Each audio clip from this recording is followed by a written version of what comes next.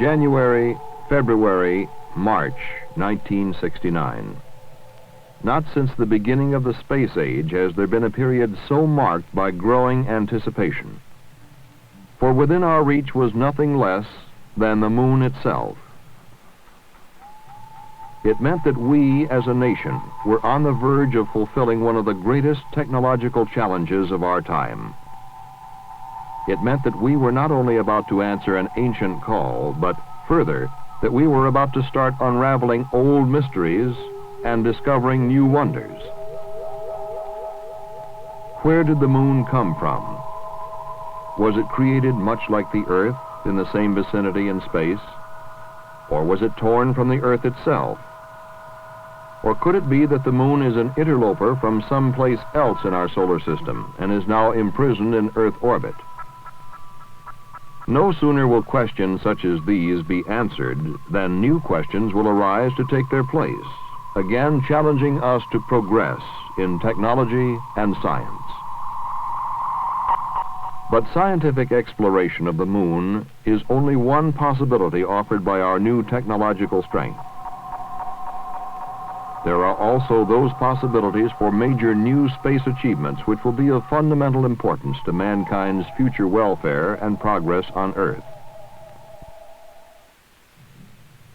It is in Apollo Applications, a program which is based on our present technological capabilities, that many of the new possibilities will first bloom into reality. For it is here, a few hundred miles above the Earth, that we will perform a host of experiments that will produce both intellectual and material returns. It is here, in what amounts to our first space station, that we will broaden our body of knowledge about space operations. The cluster of Apollo Applications equipment comprises a Saturn 1B second stage, which is modified to serve as both a laboratory workshop and living quarters, an airlock, which primarily serves as a pressurized passageway between the spacecraft and the workshop, a docking adapter, which carries experimental and operational equipment and provides ports for spacecraft attachment and crew access, and most important of all, a manned solar observatory, which will present us with an extraordinary scientific opportunity of far-ranging significance.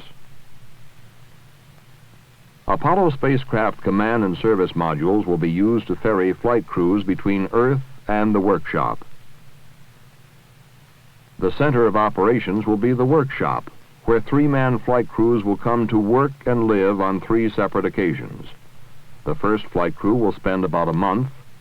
The second and third crews will spend about 2 months each. In these missions, we will measure more fully how man responds physically and mentally as he works and lives in the stress and isolation of space. We will gain experience in quarters with far more room for equipment and day-to-day operations.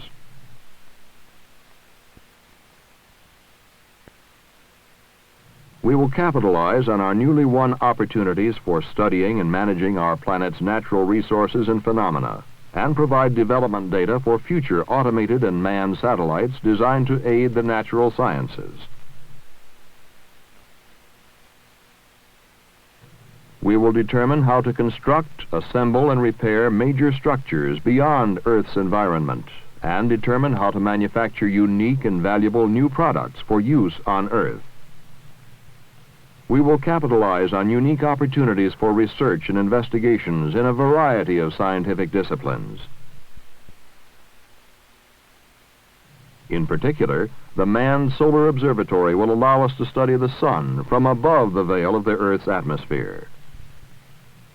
The ultimate importance of this is incalculable, since the sun furnishes virtually all, if not all, the energy required for life on Earth, and probably for any possible life elsewhere in our solar system as well. In the Apollo Applications program, we were, at the end of March 1969, proceeding toward operations in space by the early 1970s. The management structure had been established for controlling and directing the program. Basic design work was completed. Equipment both for ground testing and flight operations was being fabricated and assembled, and the pace of ground testing was increasing. Astronauts and engineers, often in simulated weightless conditions, were evaluating hardware designs. Meanwhile, Apollo applications was already filling the role of a transition to possible future space stations. The compartment used as crew quarters and as the primary laboratory workshop is serving as an experimental module and is providing a base for the study and development of standardized modules which will become building blocks for space stations. While our technology has presented us with the opportunity to build scientific outposts in orbit about the Earth, it has also made possible the development of low-cost transport spacecraft, a utilitarian vehicle with many applications. And early in 1969, NASA awarded 5 space transport study contracts to commercial concerns, who will report the results of their investigations by late summer and thus broaden the base needed for development work. Although manned spaceflight in the next decade was becoming a subject for study and planning, the fulfillment of Apollo held major attention during the first 3 months of 1969. At the end of March 1969, Apollo 10 was on the launch pad at the Kennedy Space Center's Complex 39, being checked out and prepared for a late spring voyage to test the spacecraft lunar landing module in orbit around the moon. If all goes well, this will be the final flight before the actual Apollo lunar landing mission, scheduled for midsummer 1969. The preparations directly for the lunar landing mission, meanwhile, were also moving ahead with full momentum. The Apollo 11 lunar landing module, the command and service modules, the Saturn V launch vehicle were being checked out at the Kennedy Space Center prior to final assembly. The astronauts and flight support teams were rehearsing every facet of the flight.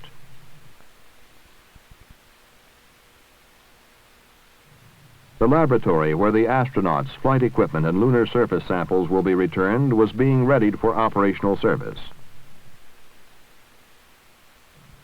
The mobile facility in which the astronauts and their equipment will be transported from the landing site to the laboratory was in final checkout. Assemblages of scientific instruments were being prepared for emplacement on the lunar surface, both in Apollo 11 and in the succeeding 9 Apollo lunar landing missions. A network of such instruments could be a forerunner of a manned scientific laboratory on the moon, a concept not unlike the scientific stations in the Antarctic on Earth. In the meantime, equipment was delivered to the launch site in preparation for those lunar landing missions which will follow soon after Apollo 11.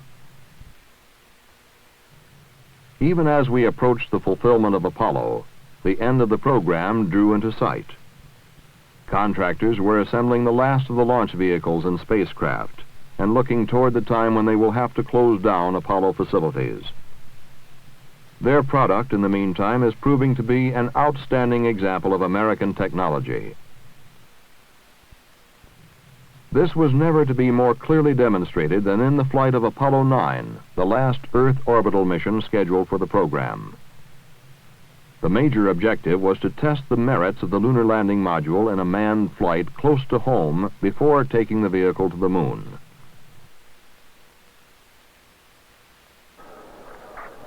The importance of the mission was underscored by Vice President Spiro Agnew, who, accompanied by astronaut Frank Borman, was present for the launch. That launch came precisely at 11 a.m. Eastern Standard Time, March 3, 1969.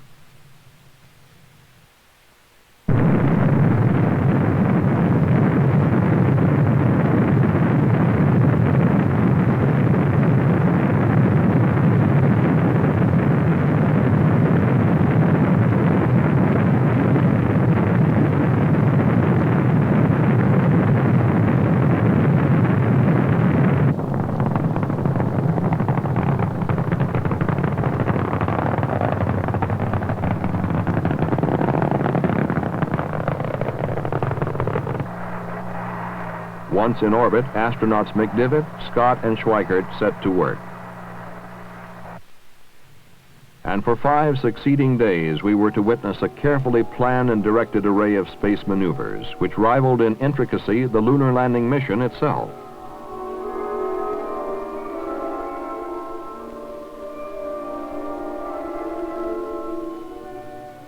We were to see astronaut Schweikert emerge from the lunar module to test a portable life support system.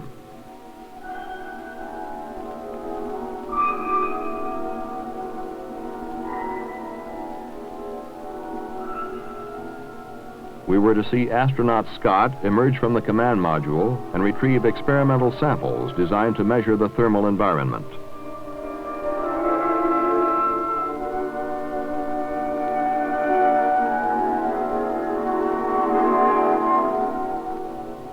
We were to see the lunar module carrying astronauts McDivitt and Schweikert separate from the command and service modules carrying astronaut Scott. And the lunar module pull away to a distance of some 100 miles from the command and service modules,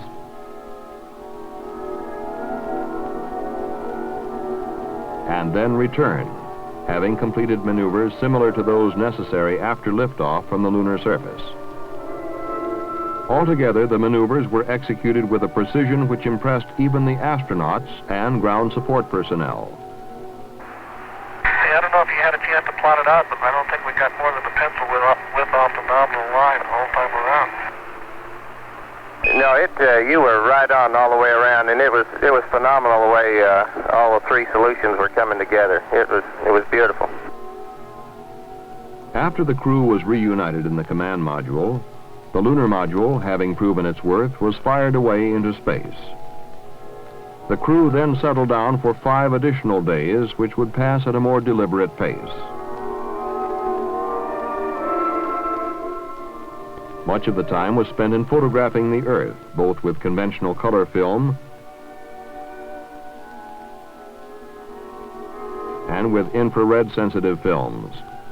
This was the most extensive photographic session yet in manned space flight, and it provided important design data for developing Earth sensing equipment, both manned and automated.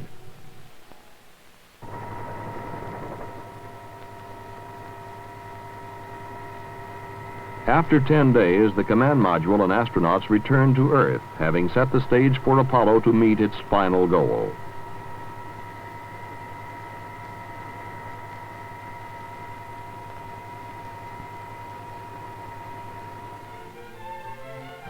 The success of Apollo has had a dramatic impact not only in our own country, but in other nations as well. An indication of this could be seen when Colonel Frank Borman, commander of Apollo 8, toured Europe in early 1969.